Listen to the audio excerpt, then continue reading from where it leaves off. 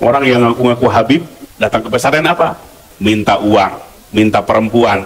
Sampai kiai bapak waktu itu dia sembunyi tiap datang Habib itu. Dia sembunyi bilang ke Habib itu, kiainya lagi nggak ada. Sampai gitu. Cik, bapak ibu sekalian, tahu nggak mana turunan Nabi mana bukan? Udah 14 abad gitu teh. Jangan asal irung mancung aja. Orang Pakistan juga mancung, orang Irak juga mancung, orang Suriah juga mancung. Kita nggak bisa membedakan mana yang suku Hijaz, mana yang suku Irak, mana yang suku Yaman. Sama aja begitu. Makanya buang feodalisme dalam Islam. Tidak ada seperti itu dalam Islam. Nabi sendiri yang berkata, yang bersabda, seandainya Fatimah mencuri, aku yang akan memotong tangannya. Begitu jelasnya hukum Islam. Putri Nabi sendiri, apalagi sudah 14 abad. Jadi jangan sampai ngaku-ngaku keturunan tapi pingin dapat status sosial, pingin jadi majikan. Itu yang namanya feodalisme. Tubuh kami mengalir darah suci kakek kami Rasulullah. Limited edition ini. Muka-muka impor. Kalau lo kan muka lokal. Hidung pesek, pipi tembem. Mata belok. Persis kayak celengan Semar. Celengan Semar. Celengan Semar. Itu ngikuti Al-Quran tapi nggak ngikuti habaib, ente juga sesat. Menjadi habib itu jauh lebih mulia daripada menjadi ulama. Wow. Jangan beli kaos, jangan beli lukisan Wali Songo, Khalifah, jangan dibeli yang seperti itu. Kalau misalnya jenengan beli fotonya Habib Umar bin Hafid, jenengan taruh, kan memang itu benar dan tidak apa-apa. Misalnya jenengan mau pasang fotonya Habib Mundir, ahlan wa sahlan, tidak ada masalah, emang ada.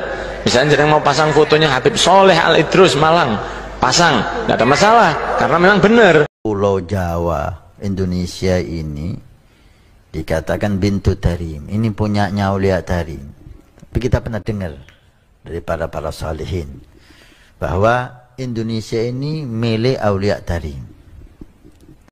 Aulia yang kita kenal di Indonesia ini, mereka itu aulia dari Yaman, Hadramut, terutama Tarim dan sekitarnya, Fagil Muqaddam, Muhajir Allah Ahmad bin Isa. Dan Pulau Jawa Indonesia ini dikatakan bintu Tarim, ini punyanya Aulia Tarim.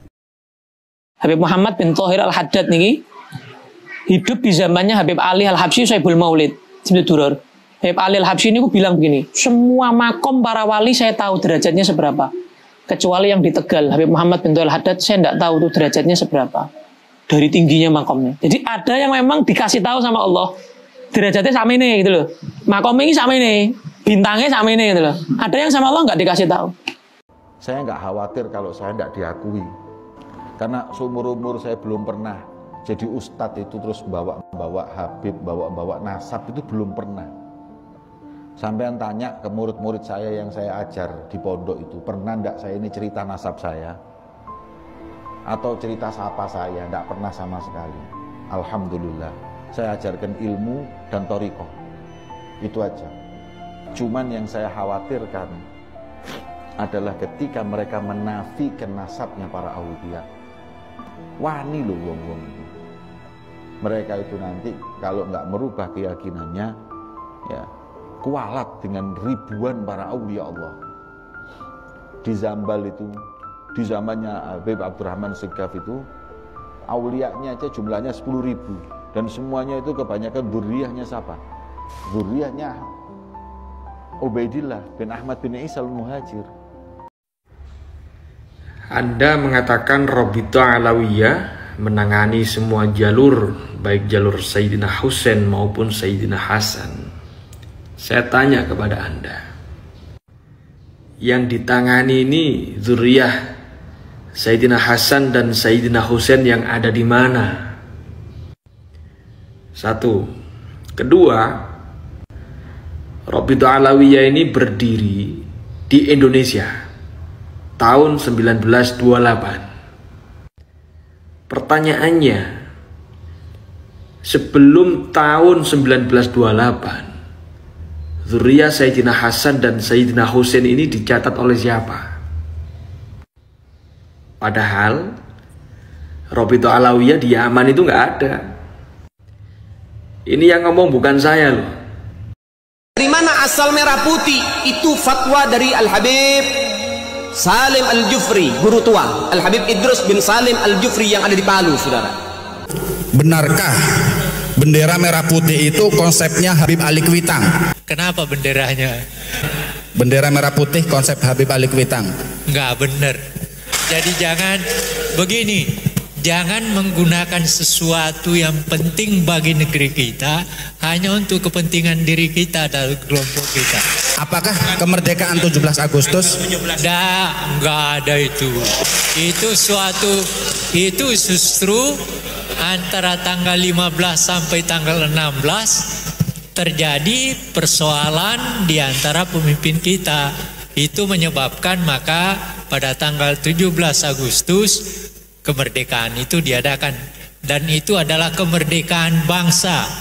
Kamu dengan kamu punya pendapat silahkan, kami dengan pendapat kami ya pendapat kami, kamu dengan pendapat kamu silahkan, kamu dengan pendapat kamu. Kan kita orang nggak pernah nyerang,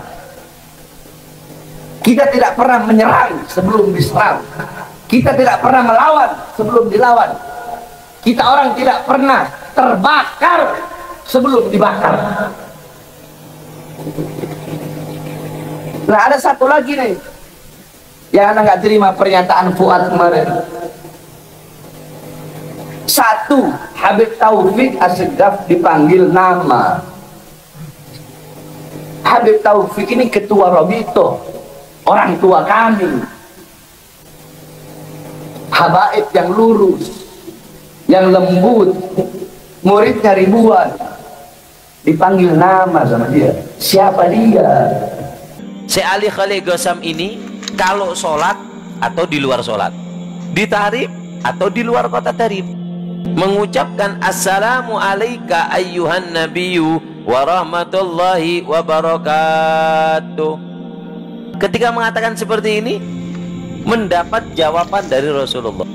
Kalau nggak dengar dibaca lagi assalamu alayka ayyuhan nabiyyu wa rahmatullahi wa barakatuh sampai Rasulullah jawab. Di sholat atau di luar sholat, di kota Tarim atau mungkin di sholat aja, di luar enggak, di luar sholat juga, bukan hanya di kota Tarim, di luar kota Tarim kalau membaca ini dijawab oleh Rasulullah, wa alaikassalam ya Syekh. Berapa kali sehari dijawab? Sekali ngomong dijawab, sekali ngomong dijawab oleh Rasulullah. Ini karomanya Sayyidina Syekh Ali Khalil Ghassam. Ini Sayyidina Ali Khalil Ghassam setiap mengucapkan assalamu alayka ayyuhan nabiyyu wa rahmatullah wa barakatuh di dalam wa alaikassalam ya Syekh. Makanya kalau Habib Ali Khalil Ghassam ini sholat berebut di sampingnya. Kenapa? Ingin mendengarkan suara indahnya Rasulullah di sholat atau di luar sholat. Sampai terkadang datang orang dari luar kota. Untuk apa? Untuk mendengarkan suara indah Rasulullah SAW. Sholat di sampingnya Syekh Ali Khalil Ghassam. Yang sangat hebat kata ulama, kata Habib Umar kemarin di Jakarta, beliau mengatakan dulu ada seorang syekh pengarang kitab. Ketika dia ngarang kitab mimpi Rasulullah. Ketika mimpi Rasulullah dikatakan gal ini adalah kitab yang aku karang ya Rasulullah. Kalau nggak salah kitab Muhadzab, kalau nggak salah, atau yang lain. Ketika dibuka sama Rasulullah, dibuka satu persatu, di lembar per lembar, kemudian mengatakan hadhi syariati, ini inti syariatku. Karangan ya Syekh, ini inti syariatku. Dalam mimpi dipanggil Syekh, beliau sudah gembira setengah mati. Kenapa dalam hal ini saya kok mengupas tuntas tentang masalah penghargaan ini yang dilakukan oleh Robito Alawiyah? Karena teman saya cerita sendiri ke saya, beliau pernah sowan ke salah satu tokoh Habib yang sangat masyhur. Beliau ke sana dengan menyampaikan data-datanya ini, dan ternyata padahal beliau itu jelas keturunan dari ini, bukan dari Yaman dan lain-lain. Tapi ketika nyampe sana, beliaunya itu teman saya ini, udahlah kamu saya bikinkan buku nasab aja, nanti margamu jadi marga bin Sahil. Orangnya masih hidup. Kalau memang ada yang menyaksikan, monggo saya pertemukan. Nah, dalam hal ini kan sudah jelas adanya penghargaan kayak begini ini sebetulnya termasuk menyalahi aturan dalam ilmu pernasaban. Sebab kita menjadi keturunan siapapun itu adalah sebuah kebanggaan. Adalah sebuah kebanggaan. Dan kita perlu tahu juga bahwasanya mulia di hadapan Allah itu bukan yang nasabnya mulia atau apa, tapi inna akramakum indallahi atqakum, kan begitu. Ini sudah jelas. Dan segolongan ahli kitab berkata kepada sesamanya, berimanlah kamu kepada apa yang diturunkan kepada orang-orang beriman pada awal siang, dan ingkarilah di akhirnya, agar mereka kembali kepada kekafiran.